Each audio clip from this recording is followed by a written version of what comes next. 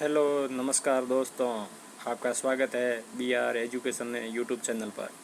हम एक बार फिर आपके सामने उपस्थित हैं नई खुशखबरी लेकर।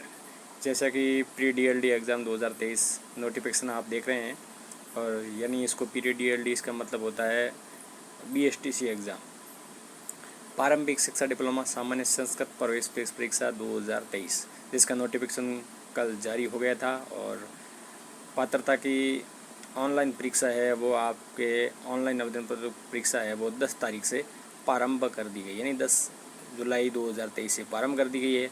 अंतिम तिथि आपकी दोस्तों 30 जुलाई 2023 है, जिसमें आप देख रहे हैं ना दोस्तों, ये 10 तारीख है आपकी प्रारंभिक तिथि। आवेदन की सबमिट तिथि है वो 30 तारीख है।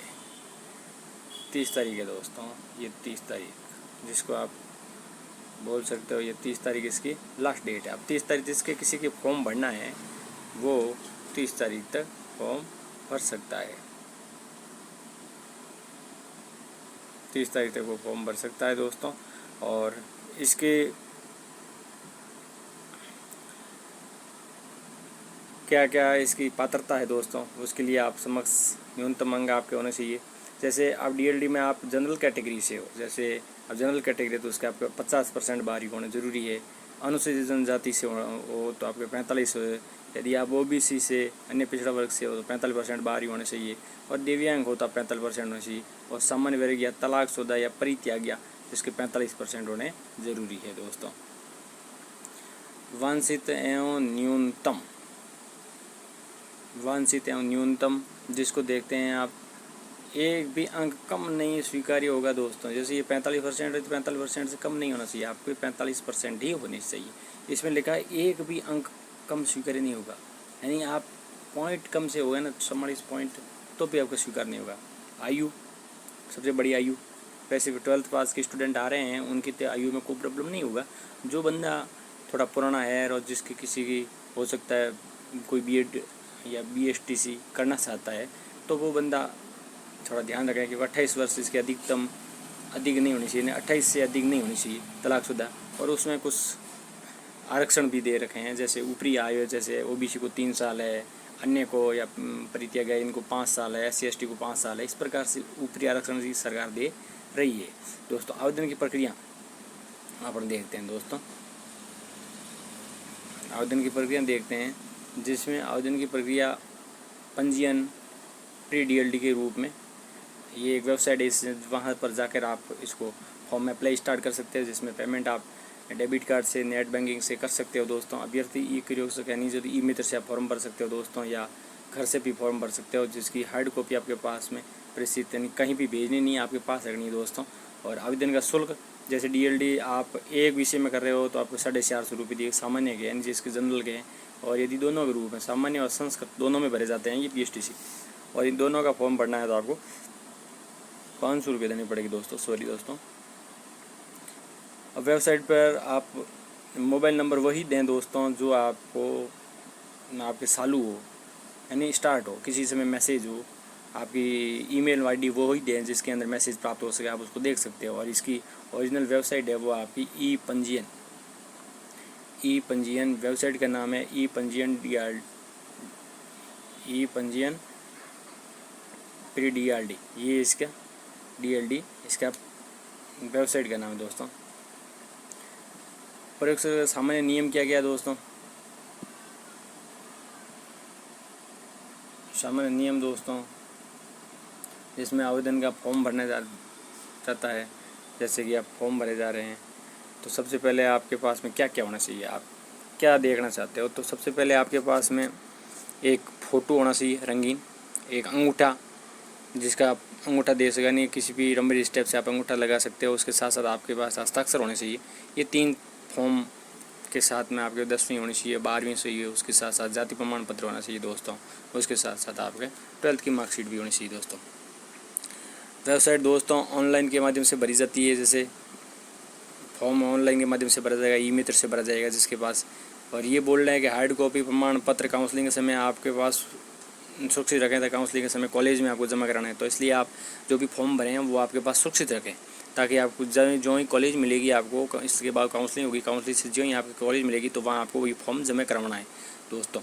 ऑनलाइन आवेदन स्वयं भरें या किसी देख रेख में भरें, साइबर कैफे से भरें। प्रयोजनीय स्थिति के रूप में आप स्वयं सूचना पत्रों को सावधानीपूर्वक भरें, यानी किसी भी प्रकार की सूचना है आप में वो सही भरें, बाद में करेक्शन का मौका मिलेगा नहीं। जहाँ तक एक बार मौका जरूर मिलेगा, फिर भी आप अपनी सावधानी से भरें दोस्तों। आवेदन सबमिट होने के बाद कोई भी आवेदन पत्र उसके बाद स्वीकार नहीं किया जाएगा दोस्तों। इसके बाद ये लिखा है, इसके साथ दोस्तों ये भी लिखा है कि प्रवेश पत्र हमारी वेबसाइट इस पर मतलब पंजीयन प्री DLED पर मिलेगा, और परीक्षा के लिए प्रवेश कार्यालय डाक से नहीं भेजा जाएगा आपको, मतलब सीधा जो भी प्रवेश पत्र होगा तो सीधा आपको SMS के द्वारा आपको जानकारी मिलेगी दोस्तों। और शिक्षक प्री DLED वो अध्यापक पात्र के अनुसार होगी, NCERT के अनुसार। और इसमें आप कोई भी प्रकार के 2023 में यदि सम्मिलित हो रहे हो तो आप मतलब जब तक आप कॉलेज मिले तब तक आपके पास 12वीं होनी चाहिए, जबकि 12वीं का रिजल्ट राजस्थान के अंदर तो सभी दोस्तों के आ चुका है, क्योंकि 12वीं साइंस, कॉमर्स और आर्ट्स सभी के रिजल्ट भी आ चुके हैं और सभी के एडमिशन भी लगभग हो रहे हैं। तो इसका मतलब यहाँ तो कोई प्रॉब्लम किसी की है नहीं। और जो मैं ये पहले भी बता रहा था आपको दोस्तों, 1 जुलाई 2023 तक 28 वर्ष जिसकी हो रखी है वो इसमें फॉर्म नहीं भर सकता है। जिससे 28 से अधिक है वो फॉर्म नहीं भर सकता, 28 से कम है वो फॉर्म भर सकता है। फिर भी 28 से अधिक है वो 31 तक फॉर्म भर सकते हैं, क्योंकि 3 साल OBC को छूट है और SC ST को 5 साल की छूट दी है, तो आराम से 32-33 साल तक फॉर्म भर सकते हैं। जबकि इतने साल तक कोई इसके बाद BSTC करता नहीं है। फिर भी ये BSTC का अच्छा ऑफर है, जिसमें पोस्टें भी अच्छी आती है और अच्छी दमदार तैयारी की दोस्तों ज़रूरत है। इसमें दोस्तों शारीरिक असमता वाले दोस्तों असमर्थ रूप से पाठ्यक्रम प्रवेश लेने के पात्र नहीं है, यानी जो खड़े नहीं हो सकते, बोल नहीं सकते, वो इसमें पात्र नहीं ले सकते। इसके लिए स्पेशल BSTC होती है दोस्तों, उसके लिए स्पेशल BSTC होती है। जो असमता वाले होते हैं, बोलने देर खड़ा होने में, चलने में होते हैं, उनके लिए वो भी स्पेशल BSTC होती है। तो इसलिए ये उनका कोर्स वो नहीं है दोस्तों, और वो इसमें फॉर्म नहीं भर सकता है। इसमें ये स्पष्ट रूप से लिखा है, फिर भी सामान्यतः ज़्यादा नहीं दिखाते तो इसमें फॉर्म भर सकते हैं दोस्तों। और दूसरा ये अति OBC ST का प्रमाण पत्र आपके पास होना चाहिए दोस्तों।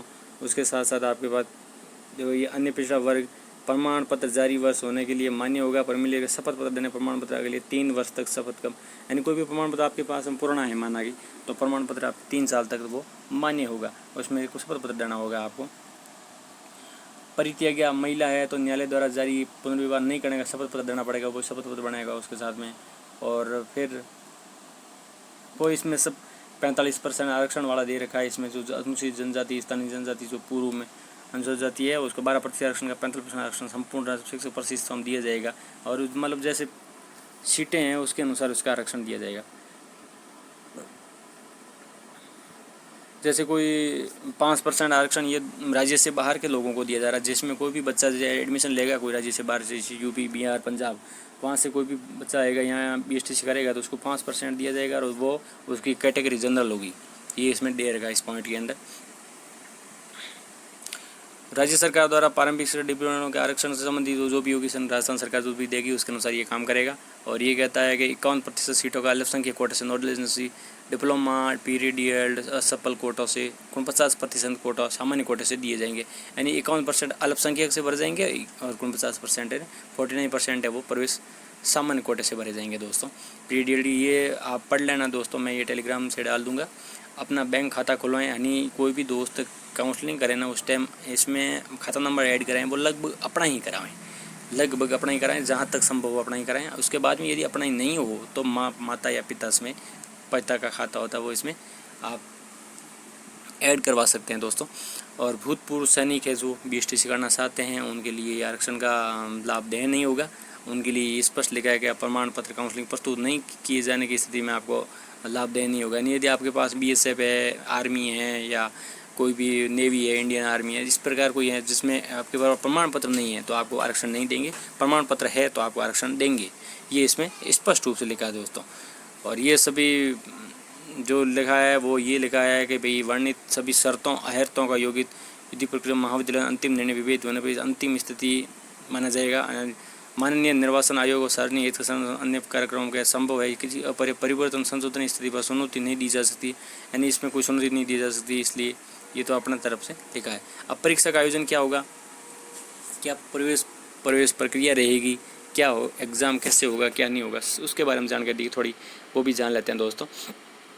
आपको सबसे पहले दोस्तों क्या परीक्षा की तिथि राज्य सरकार के निर्धारानुसार ही बाद में निर्धारित की जाएगी। हम ये कुछ नहीं कर सकते हैं। राज्य सरकार जो है इसको निर्धारण की अवधि देगी, उसके अनुसार ये जारी करेगा। उसके बाद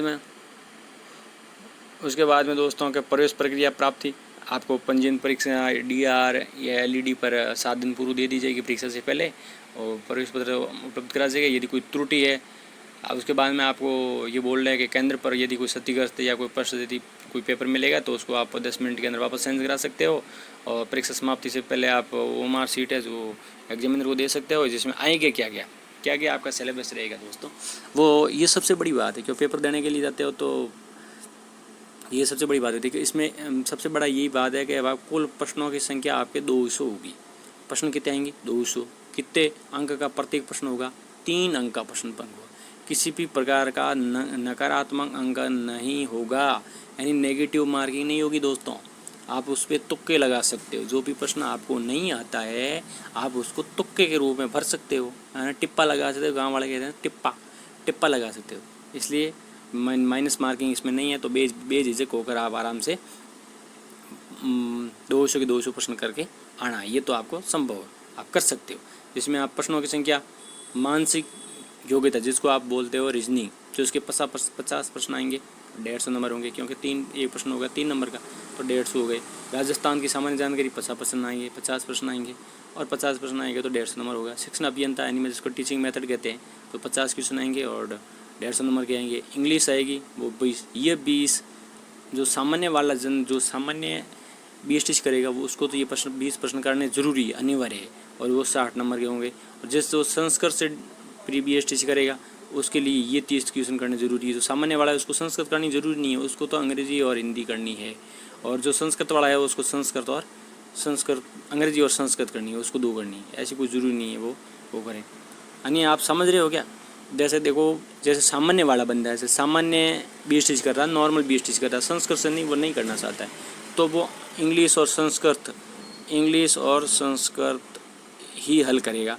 ये तो इंग्लिश है ना, ये दोनों के लिए ज़रूरी है, इसलिए इंग्लिश तो रहेगी, दोनों में रहेगी, इंग्लिश और संस्कृत रहेगी। और यदि संस्कृत वाला है तो वो इंग्लिश संस्कृत करेगा, और जो हिंदी वाला होगा सामान्य जो BST करेगा तो वो अंग्रेजी और हिंदी के रूप में करेगा। यानी उसको 30 क्वेश्चन ये, 20 क्वेश्चन ये, 50 क्वेश्चन, 50 ये 100, 50 150 और ये क्वेश्चन 200। यानी यहाँ 200 क्वेश्चन देखें, 200 क्वेश्चन हो गए, और प्रत्येक क्वेश्चन 3 नंबर का, तो 600 नंबर के हो जाएंगे। कितने नंबर के हो गए?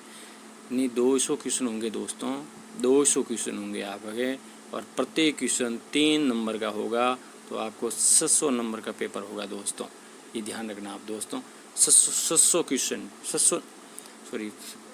600 नंबर में से आपको लगभग 388 से ऊपर नंबर लाएंगे, तब जाके आपको कॉलेज मिलेगी दोस्तों। ये ध्यान रखना आप। ये हमारा अनुभव काफ़ी 5 साल से अनुभव दिख रहा है, जिसके अनुसार आप कम से कम, यानी अनुभव से अनुसार आप 400 नंबर लाओगे 600 में से, तो लगभग आपको 100% कॉलेज मिलने की संभावना है। राजस्थान में कहीं भी मिल सकती है। पहली प्राथमिकता आपको चाहिए, तो उसके अनुसार आपको लगभग 450 नंबर लाएंगे, तब जाके आपके पहले प्राथमिक अनुसार कॉलेज को मिलेगी दोस्तों। उसके बाद में दोस्तों जो भी ये मैंने आपको बताया वो इसमें लिखा है कि भाई क्या क्या करोगे। तो इसके बाद में आपको OMR शीट दी जाएगी, जिसमें ABCD बढ़ना है, और ये OMR रोल नंबर दिए जाएंगे, वो आराम से बढ़ना है। OMR शीट प्रत्येक खंड के 50 प्रश्न होंगे, और ये सब दिए रखा है दोस्तों। अब आपका दोस्तों सिलेबस आ रखा है। देखो आपको मेंटल एबिलिटी रीजनिंग में ये 4-5 टॉपिक दे रखे हैं। राजस्थान की सामान्य जानकारी में ऐतिहासिक दे रखा है, राजनीति दे रखा है, आर्थिक दे रखा है, भौगोलिक दे रहा है। तो यानी भौगोलिक मतलब भूगोल, आर्थिक, सांस्कृतिक संबंधित संस्कृति, राजस्थान की संस्कृति, राजस्थान की ऐतिहासिक, और राजनीति मतलब राजनीति, पॉलिटिकल साइंस, जिसके अनुसार देखना है आपको, ऐतिहासिक देखना है। उसके बाद शिक्षण एबिलिटी जिसको कहते हैं टीचिंग मेथड। अब इसमें शिक्षण एबिलिटी आएगी, मूल्यांकन आएगा, सृजनात्मक आएगा, व्यवसाय अभिवृद्धि, सब आएंगे टीचिंग मेथड। और जिसमें आप एक बुक आती है, उस बुक किसी भी बुक को रेफर कर सकते हो और वहाँ से पढ़ लो आराम से। और इसमें से 20 क्वेश्चन आएंगे। ये स्पॉटिंग है, एरर्स है, नरेशन है, प्रीपोजिशन है, आर्टिकल्स है, कंजक्शन है, करेक्शन ऑफ सेंटेंस है, और काइंड ऑफ द सेंटेंस है, और इसमें टेंस, वोकेबलरी है, साइनेज है, एंटोनमी है, वन वर्ड ऑफ सिचुएशन, ये भी दे रखे हैं। तो इसमें 20 क्वेश्चन आएंगे, आप 60 नंबर हो जाएगा। और जो संस्कृत है तो वो तकरारी ग्रहण करेगा, और जो हिंदी वाला ज्ञान है वो उसमें शब्द है, पर्यायवाची शब्द है, विलोम शब्द है, युग्म शब्द है, वाक्य विस्तार है, शुद्धिकरण है और ये सब है सब। तो इसके अनुसार दोस्तों आप आराम से इसको देख सकते हो और उसके साथ साथ आप कर सकते हो दोस्तों। तो यह रहा अपना पूरा एक BSTC के बारे में ज्ञान था दोस्तों, और जिसके अनुसार आप कर सकते हो दोस्तों।